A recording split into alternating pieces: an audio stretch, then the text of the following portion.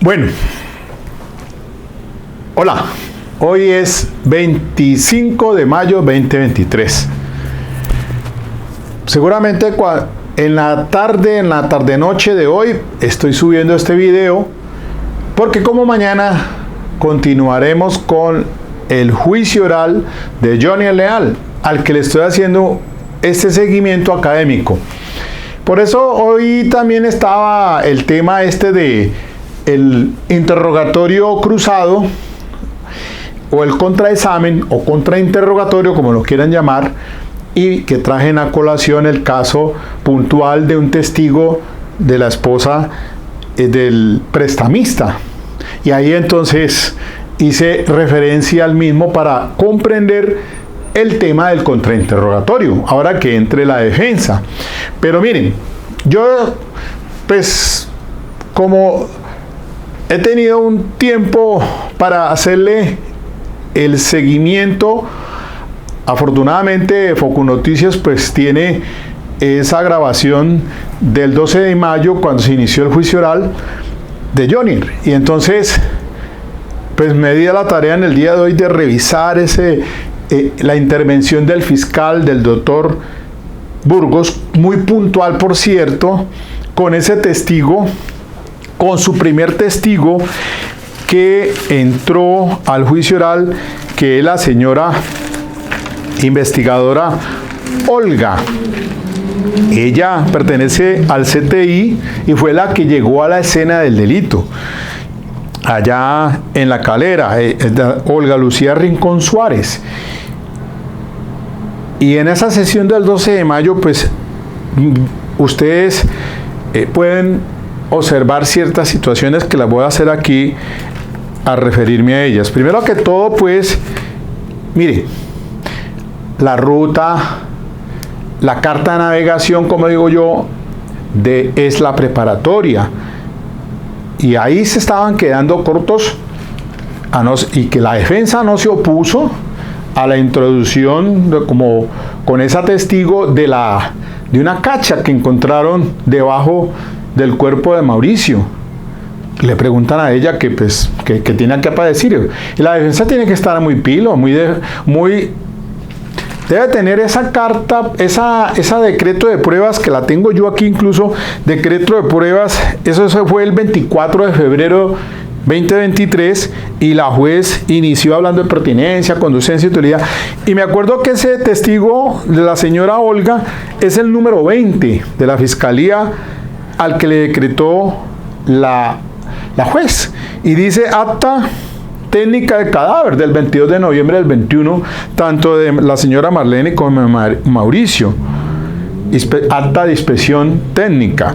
El papel ese de los amos, ese papel que ha sido introducido como la evidencia número 1, prueba número 1, después de que sentara las bases probatorias el señor fiscal con esa testigo. Y entonces la juez le decretó efectivamente el tema del pagaré, el tema de la caja de toxiclona, el tema de, bueno, esto por pertinencia, porque ella participó activamente en los hallazgos del cadáver cuando entró como primera, al ser llamada pues por su trabajo como abogada, aparte que es y criminalística del CTI. Y miren, es que es tan interesante el tema de la criminalística, y yo les doy a ustedes un consejo, muchachos: profundicen, si es del caso, una especialización complementando en criminalística. Es que la criminalística es muy importante, y aquí hubo detalles que explicó la investigadora del CTI, y su especialidad es esa, y los cursos que ha tenido, porque ella dice que ingresó al CTI y que después hizo por su cuenta la carrera de abogada. Y entonces, ya establecido eso, en la defensa y el fiscal, por supuesto, también tiene que saber con quién es que va a entrar, con quién va a acreditar. Ya se le aceptó entonces esa evidencia, el papel, la hoja en blanco hallada en la escena del delito y ella hizo allí graficó en un tablero, hizo pues cómo encontró la ubicación de la habitación de Mauricio, donde estaban los dos cuerpos, el de Mauricio y el de la señora madre, Marlene, en la cama. Y también entonces, des en cuenta algunos detalles aquí, que yo creo que el fiscal dejó ir eso, porque él introdujo como evidencia número 1 lo del papel, la hoja en blanco.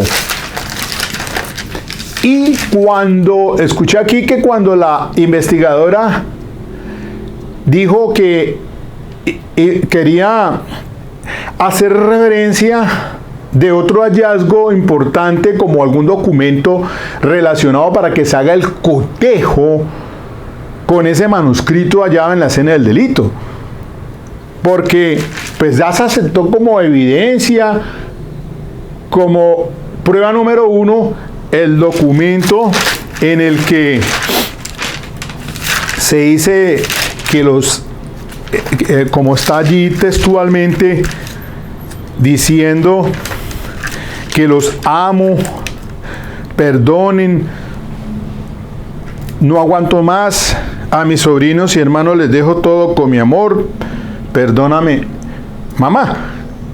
Ese documento hallado, y ténganlo presente ustedes, porque es que cuando la testigo va refiriendo, yo conté de los hallazgos de estos elementos o evidencias hasta el momento. El último es el del iPhone. Ahí cerró y terminó porque mañana continuará, y el fiscal sí lo dijo, yo me demoro por ahí 1 hora más con ella. Y entonces, esos elementos que encuentran allí en esa habitación, en esa cama, pues hace énfasis el número 1, que es el de la carta, la hoja en blanco, de esa hoja blanca y que tiene una mancha roja, que esa pues también se envía para medicina legal seguramente, ¿no? Entonces, habla de un vaso, también habló del esfero, 3. El cuarto es el cuchillo hallado en el cuerpo de Mauricio, que lo tenía sostenido con las 2 manos. Y allí da unas explicaciones muy importantes respecto de las contusiones halladas en el cuerpo, porque al entrar la hoja del cuchillo hay una división entre la hoja y el mango, y esa es la que genera posiblemente las contusiones, que eso lo pues tendrá que determinar es el experto en medicina legal. Ella hace referencia a las observaciones, y entonces en relación con algunas cosas pues ella da fe de lo que se halló y lo autentica, y eso es lo que está haciendo el fiscal, sentando las bases probatorias, que yo pues no voy a volver otra vez a referirme a ese punto, que ustedes lo deben de tener ya muy claro. Al que le caen las objeciones cuando se hace un interrogatorio directo, el 391, que estoy hablando del interrogatorio directo y el contraexamen, ¿no? Hay allí unas reglas básicas para tenerlas en cuenta. Entonces, decía que la cacha es el número 5 para mí en mi orden de cuentas que llevo. El sexto es una evidencia hallada, es en una caja de cartón y un frasco plástico. Bueno, sería sexto y séptimo, porque entonces una por cada una. El sexto el caja de cartón y séptimo el frasco, y octavo, que es el último, el del iPhone, que fue enviado pues a medicina legal. Pero mire que estaban presentándose un traspiés enorme cuando al minuto, según esta grabación de Foconoticia, en la hora 3:02 minutos, la juez dice un momento, y le hace la observación al fiscal. Pues no sé si era para autenticarlo o para introducirlo, porque según dice la juez que no iba a verificar si había sido decretado para que con ese testigo entrara como evidencia número 2, prueba número 2. Ya tenemos la evidencia número 1, prueba número 1, que es la carta. Y entonces la juez dice, tendría que verificar si está con el testigo, con esa testigo de acreditación, con la señora Olga. La defensa, por allá, después dice, al verificar, entonces me opongo, ahí tardíamente. Es cierto que en la preparatoria no se decretó, pero que no se iba a incorporar con ese testigo. El fiscal dice entonces que no lo vamos a tener con ella, sino solamente pues autenticarlo solamente, y con otro investigador seguramente tendrá que ser introducido como evidencia.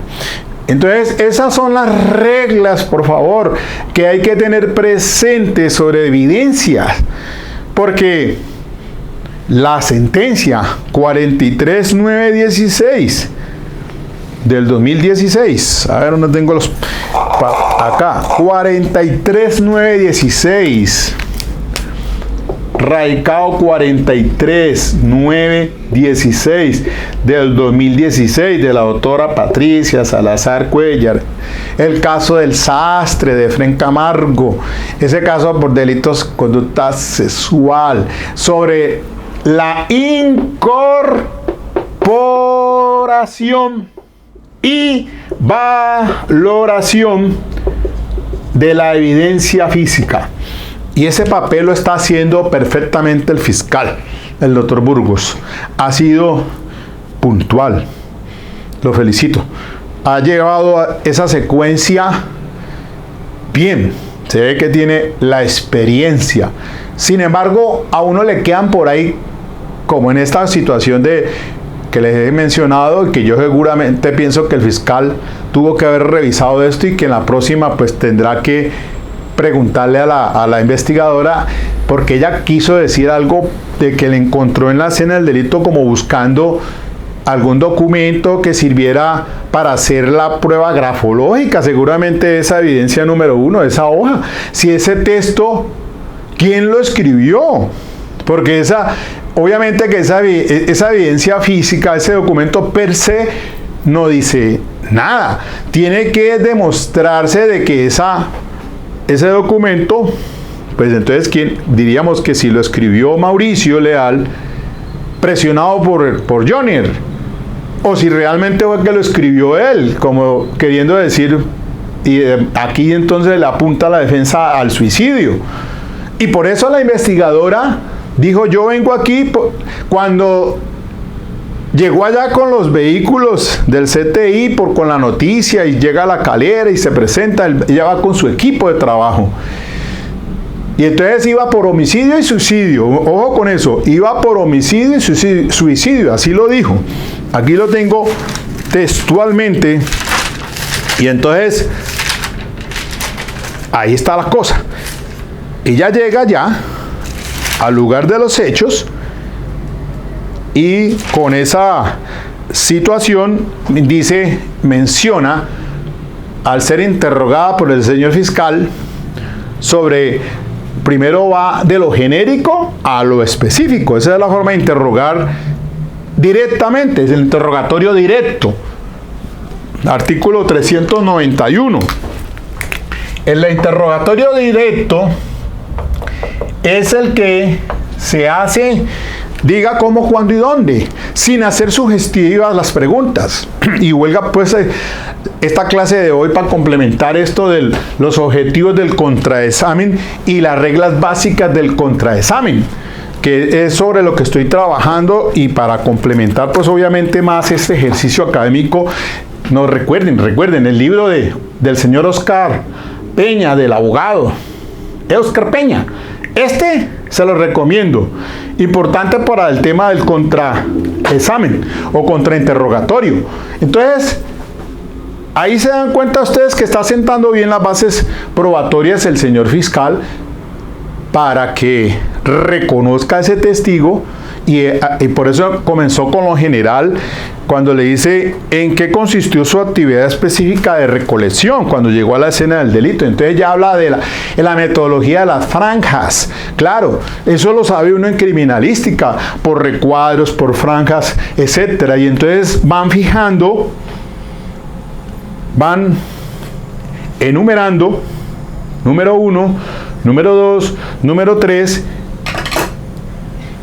y allí entonces la va a fijar, la va a fotografiar, la va a embalar, a rotular, y todo entra en ese protocolo cadena de custodia, porque el artículo 277 de la ley 906 sobre el principio de autenticidad o de mismidad, quien lleve esa evidencia ya y diga que eso es, tiene que demostrar que eso que dice que es.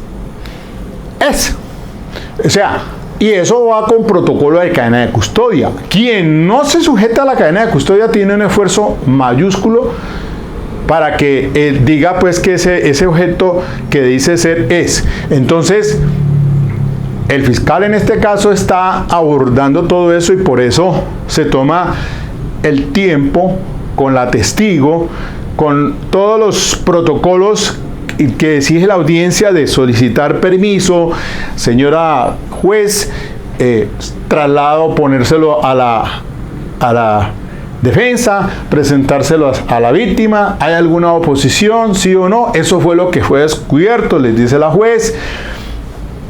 Después entonces, permiso para acercarme al testigo, le pasa lo que tienen allí embalado para la primera evidencia, o sea, la hoja en blanco, las tijeras para que corte y vaya explicando. Le dice: señora testigo, por favor, díganos qué está haciendo. Y después entonces se ayuda con el papelógrafo, me parece estupendo, para que entonces haga un bosquejo. Y ella dice: estuvimos acá en el primer nivel, donde la habitación de Mauricio, en la habitación de Mauricio en la cama estaban los dos cuerpos, el de Mauricio y de la señora. Y allí entonces ella va haciendo referencia a todo eso que encontró, esa evidencia física. Y como está 43.916 está diciendo que cada cosa, que cada elemento material de prueba que es un hecho indicador, por eso entonces vamos a partir de que con lo que se tiene allí se va a llegar a algo desconocido, que es a establecer la responsabilidad del acusado. Entonces, de un hecho conocido se va a uno desconocido, hechos indicadores, pruebas indiciarias, como les quiera llamarle. Allí entonces se va a construir poco a poco, paso a paso, piano a piano, con base en esta 43.916, porque entonces, pues, la testigo ya está diciendo allí que esa hoja en blanco, con ese texto, para demostrarse entonces que si realmente fue escrita por Mauricio o fue escrita por Johnny Leal. Entonces, ¿qué mejor que un estudio de grafología? Entonces, si se trata de Mauricio, habría que buscar entonces cartas que le pertenecían, escritas a Mauricio, para hacer el cotejo con el experto en grafología, que tendrá que ir al juicio oral después para dar fe como perito y decir idóneo en el área, como experto, decir que esa letra, ese texto, sí le pertenecía a los hizo. Ya que entonces, pues, otra teoría se plantea frente a esos resultados de que si fue que se suicidó, que no se suicidó, pues ya es otro tema que seguramente va a enfilar todas las baterías la defensa.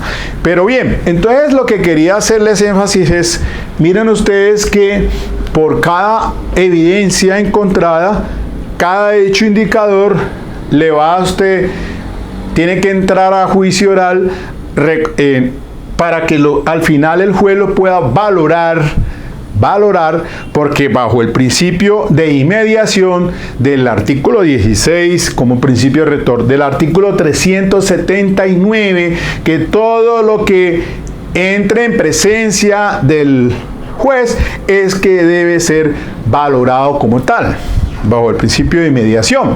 Entonces, cada pieza se va a entretejer y así vamos a observar seguramente en las próximas sesiones con cada uno de los peritos o investigadores que van a entrar en relación con los hallazgos en la escena del delito, y así entonces se va armando un rompecabezas de responsabilidad, de autoría o participación en esa conducta punible, homicidio, doble homicidio de la señora Marlene y el joven estilista Mauricio Leal.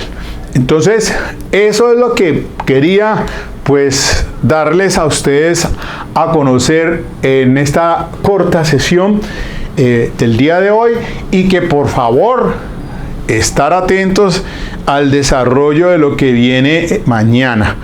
Ojalá pues, no sé cómo voy a hacer, pero estaré muy atento para la continuación de este testigo, de la testigo, la señora Olga Lucía Ricón Suárez, y vamos a ver entonces el papel de la defensa, si va a interrogar, si va a contrainterrogar o contraexaminar a esa testigo.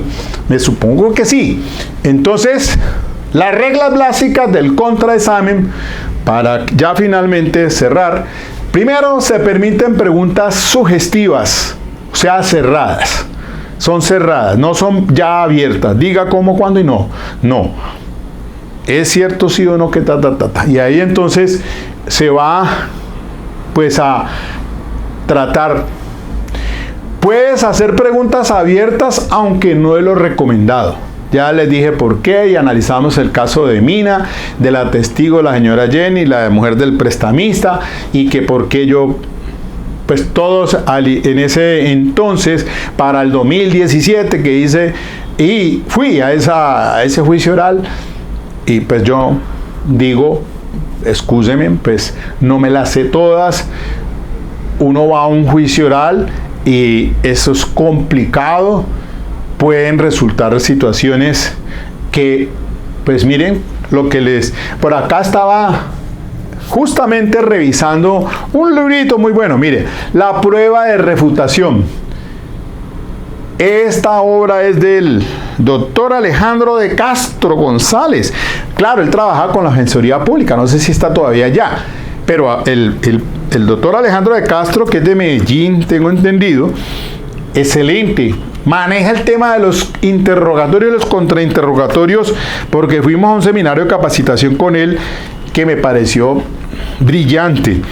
Y pues les digo, pues esa providencia que les citaba el día de ayer sobre la prueba de refutación, que es aquella que surge en el desarrollo del juicio oral, que esa no es como en el decreto de la preparatoria, que ni se conoce allí, es en el desarrollo del juicio oral, y de pronto después miramos muy puntualmente cuál sería la situación allí. El contrainterrogatorio no tiene una estructura rígida. Cuarto, no siempre se debe contrainterrogar. Claro, si el testigo no lo afecta, déjelo pasar. El testigo es el abogado, porque pone en boca al testigo lo que quiere que le diga. Exactamente, esa es así. Sexto, se debe ir de lo general a lo específico y se debe preguntar por cada hecho. Diría que si la defensa va a contrainterrogar acá, pues tendrá que establecer algunos parámetros de contrainterrogatorio de acuerdo al desarrollo que ya hemos visto de esa testigo en el juicio oral el primer día para el 12 de mayo pasado. los objetivos del contraexamen, entonces dicen que es obtener el testimonio favorable del testigo, que es desacreditar el testimonio del testigo, que es desacreditar al testigo, que es limitar el testimonio del testigo y que es sacar al relucir lo que el testigo no dijo. Y eso pues ya finalmente